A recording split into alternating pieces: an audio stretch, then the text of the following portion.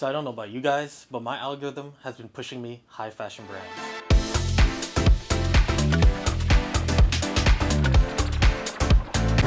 However, I'm not receiving advertising in the traditional way. I guess you could say it's a little bit more digestible. This one moves and shit. Look at this one. See that one? Okay, not to get too sidetracked, I actually have nothing against high fashion. I've actually went deep into the rabbit hole of the lore of high fashion. The internal politics with designers and the fashion houses are honestly really intriguing. I definitely recommend people to look into it. It's like watching Dune, but without all the killing, I think. Okay, so back on track. I have more so an issue with how high fashion is consumed nowadays and how they encourage it. Conspicuous consumption. There are a lot of video essays on YouTube talking about conspicuous consumption. I'm not going to go too much into it, but to simply put it, it's basically just people spending their money buying material goods to project or display their social standing. Essentially, this is just pretty privilege. And whether you like it or not, pretty privilege is real and affects every facet of our lives. The thing with pretty privilege is, at the end of the day, it's just charm. It's a subtrade of charm, the physical embodiment of charm. And in many social situations, charm has to be leveraged. Whether we're finding a job, trying to get a job promotion, a K-pop aisle, or whatever else you want to do, you have to leverage charm as much as possible, including your physical charm. But the issue with nowadays is that pretty privilege has found itself in niche communities or just other demographics in general that could care less about fashion at all. Communities like a casual workspace, the gaming community.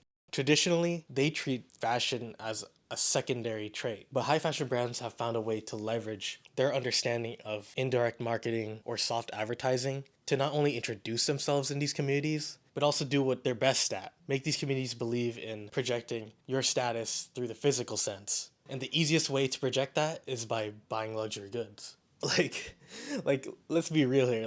League of Legends has an LV's skin. This level of advertising is predatory in my opinion, because it plays at people's insecurities. People want to feel a sense of belonging, and now the easiest way to justify their sense of belonging is to just look the part. And looking the part is just becoming too expensive. And now that so many different communities are beginning to accept this type of normalization, there's really no safe space for you. It's becoming more and more ingrained as a person in general to dress to impress. Now, whether it's you're consciously or subconsciously just throwing money at the wall, trying to find the next big outfit or trying to jump on the next big trend. And that's the idea where thrifting comes in. Can I dress to impress without having to resort to high fashion brands, or at least having to pay the price of high fashion brands? So here's the thing, I've actually never thrifted before, so I had to call it a friend, someone who knew the fashion world. Electric Kicks, with a pretty straightforward goal and $100 to spare, can we find a worthy outfit ready to challenge luxury brands? We're gonna be going to thrift stores. We're gonna go ahead and pick out an outfit. We have a budget of, what's the budget for this I think $100 is realistic for Seattle. I think we're gonna be able to do it. We're gonna start off in the Ave. We're right here next to the University of Washington. A lot of students, a lot of thrift stores. So a couple things before we do start, just so we have a game plan on what we're gonna be going for. What type of clothing are you into? What are we looking to get today?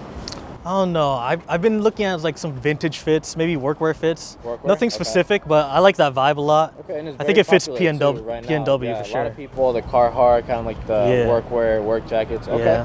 Yeah, so we're gonna go ahead and get started, and we're gonna start with Red Light Vintage right here.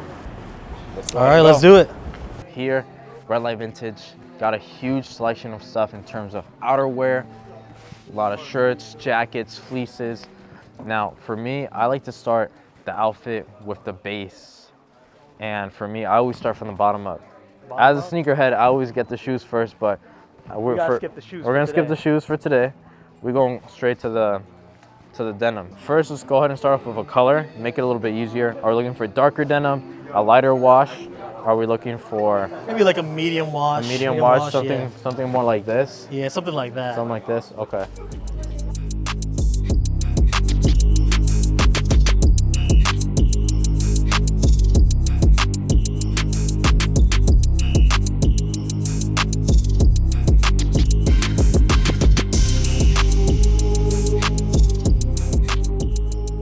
Here's an old pair of Levi's. You can see the whiskering, the fading on the knee. And even in the back pockets, you can tell that this person had a wallet or something in the back pocket right here. So really, really neat stuff from this old pair of Levi's, orange tab right there. Let's see how much this goes for. $80, 25% off. Man, they taxing, they taxing. As much as I love thrifting, I feel like thrifting has gotten to the point where you're no longer finding too many deals. And it's a lot of people just like, oh, vintage reselling old stuff, and they're like, oh, from the 90s, Levi's and things like that. You know, old vintage Carhartt double knees from, you know, a couple years old that are all beat up, $5, $10. Since a couple of years ago, since it blew up, the workwear vibe, people are selling them for $100 with a little bit of paint splatter on it. Yeah, it's crazy. Bro, this is hard, bro. Man, this is hard. Whew, that feels big. I don't even know where the mirror is.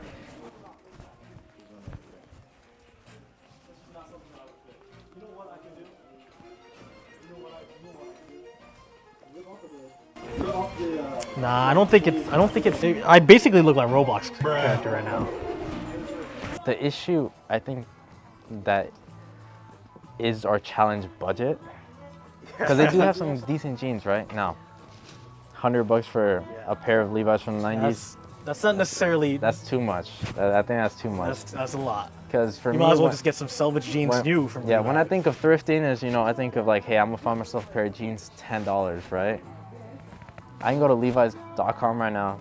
They have sales. I can get jeans for $30 brand new. So for me, that's kind of the only thing that I feel like thrifting has kind of changed and is now competing with retailers. And the reason why people thrift is no longer to find a deal. There's a big reason of, you know, instead of falling into consumerism and constantly buying something new every week, it's about buying things secondhand and letting them live a whole nother life, you know? We'll figure it out, man.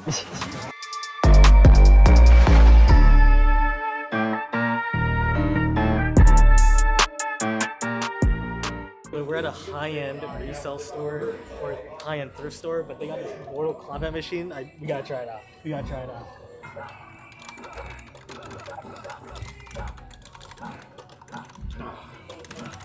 You know what? I think it's actually possible to do the $100 challenge. I just gotta bet everyone in this store that I can beat them. I think I can do it. I think I can do it. All right, so we're here at our second location, Breakaway Vintage Market, here located in Capitol Hill, Seattle. As you guys can see, it is dark, it's getting late, but we're gonna try to find an outfit. It's getting cold, so let's go ahead and head inside and see what we find. Yeah, I feel good about this place. Yeah, so hopefully we find something. Let's go. All right, let's do it. Jeans already, $39.99, right? Look at these prices. That was a little bit more. Another $40. There you go. So you see, we got some more options here. Hey, that Y2K, you know? So a lot more options here. So I'm super excited, and I'm definite we're gonna find something here as opposed to red light, cool shop. Prices were just too much. You guys recently opened like the market, right? Yeah, but so we took over in October. In October? Okay, because it was multiple vendors? Right. Oh, So okay. it was owned by somebody else, and we were just one of the vendors. But then now we're most of the space. Okay, that's awesome. Awesome. Okay. Gotta show some love. Breakaway Steals takes me back. They were literally vending clothes out of the crib outside. They set up the little tents and everything. And they're just, you know, selling clothes, curating a very like good selection. As you guys can see, they have a huge selection around this store. And I remember back in high school just selling outside of the house, and it's crazy to see what they've been able to build and really, you know, curating a space for like the community to just go and, you know, find cool vintage clothes. Carhartt. Workwear pinnacle is Carhartt. But if we're looking for jeans, I know you said you're looking for more of a medium wash, and they have medium wash. Oh, they all got medium wash around. all over. Now the thing is, something like this, more of that workwear vibe right here. I don't know what size this is, but get your carpenter pockets in right here. It's actually really small, but you know, put the box cutter in there, you know. The box cutter. Oh And- man. But let's go ahead and browse through, Yeah. and I want you to just kind of pick something out.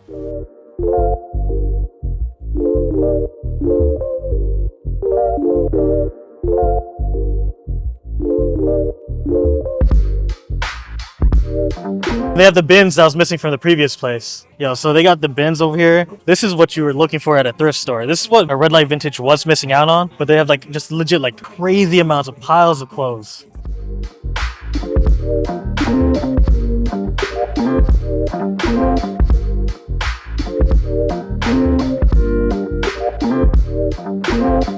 Found this Gap Harrington jacket, and it's a wool blend, so it's very nice. This is a large, $34.99, but I will say I think it's just a little bit kind of big on me, so I wear kind of anything between like a medium and a large, but I have a shorter torso, so I like to go a little bit more cropped.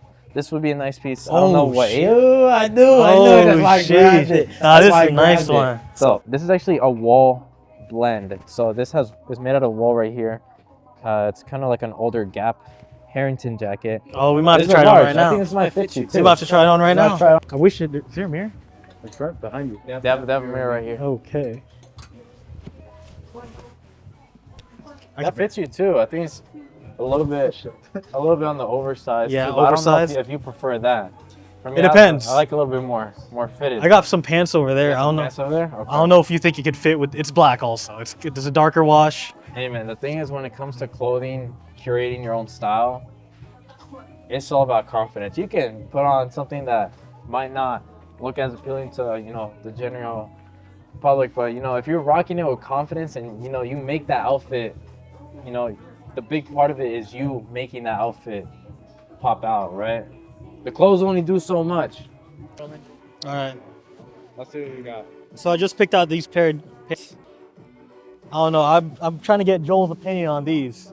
I like these. If you're going for that workwear vibe, I do like these. You got that paint splatter. That's what we want. That's what people look for. Now for the Harrington jacket, it's a nice jacket, but this is something you dress up a little bit more. That's the only thing for me. Yeah. I just think it wouldn't work. I'll say we'll hold on to it just for now, Yeah. but we're gonna keep searching. Should we hold on to both of them then? Let's hold on to both of it. Hold on. Hold on. 130. 130. This man read $29.99, man. He don't know how to read.